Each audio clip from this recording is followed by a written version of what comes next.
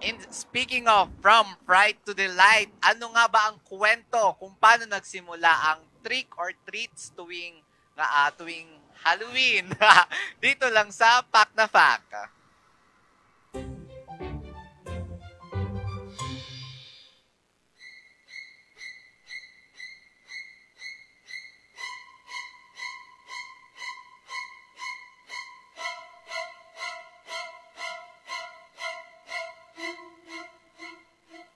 Bawat Oktubre, naglalabasan ng mga cute na bruha, mini Dracula, at mga batang may pumpkin buckets dahil panahon na naman ng trick or treat. Pero, alam mo ba kung saan nagsimula ang tradisyon nito? Balik tayo sa Europe, specifically sa Ireland at Scotland, kung saan nagsimula ang sinaunang paganong festival na tinatawag na Samhain. Noong panahon na yon, naniniwala sila na tuwing October 31, bumabalik ang mga kaluluwa sa mundo ng mga buhay.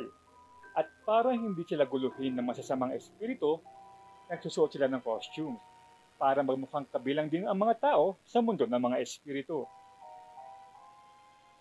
Fast forward to Middle Ages, naging tradisyon ng souling, kung saan ang mga bata at mahihirap ay kumakatok sa bahay-bahay para humingi ng tinapay kapalit ng dasal para sa mga kaluluwa ng yumao.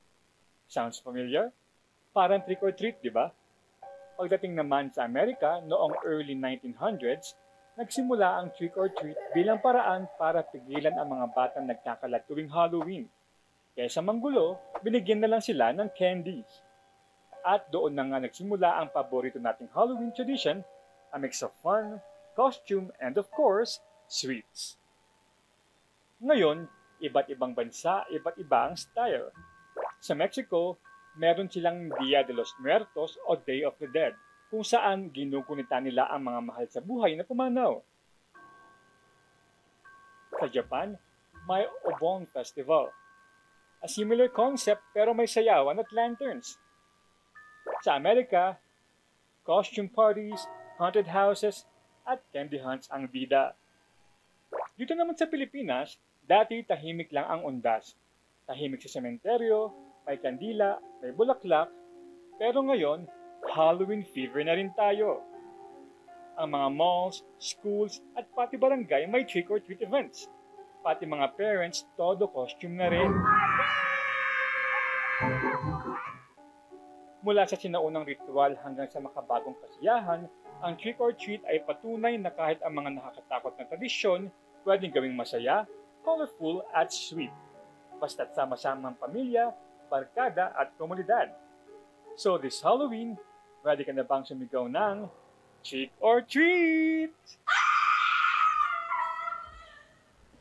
Trick or treat! Yes po, at ngayon nagbabalik na muli ang na-reveal na ang project. Trick or treat. Ay grabe, bakit may pa-black tayo dito? Sorry po, ano lang po yan? Blackheads. Oh. Blackheads lang po yan. Ano ba yung nandito mo?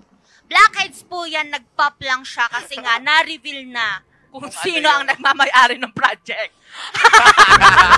Oo, pero yes, and speaking of itong Halloween, ay talagang maganda rin talaga na yung sometimes yung itong mga nakakatakot na araw kung saan nga, 'di ba dati nga tahimik lang ang undas, we celebrate it na napakatahimik lang kasama yung mga family natin, nagtitirik lang tayo ng kandila. Ngayon, para naman ma-lift up din yung energy. Let's make it parang magkaroon tayo ng trick or treat, ganon. And then parang siya, sabi nga sa umpisa, tradition siya, nag-start siya sa mga pagkakatok nila sa mga bahay-bahay para humingi ng mga bread na ialay nila sa mga yumao, na until nag-modernize na siya to the point na hindi na tinapay yung hinihingi nila pag kumakatok. Candy at pa-modernize pa yan dahil kakatok din ako and then pera naman. Namimigay ko sa inyo. Hindi, oo nga. Lagi ka naman kumakatok at pera talaga ang hinihingi kailangan mo. Totoo, sa ganyang itsura, talagang pera ang pera kailangan. talaga ang ating hinihingi. Ako nga rin pero hindi ko na kailangan kasi... Kailangan mo ba ng soft drinks ngayon? Oo. Mainit, no? Mainit, pero at least... Hindi, pero...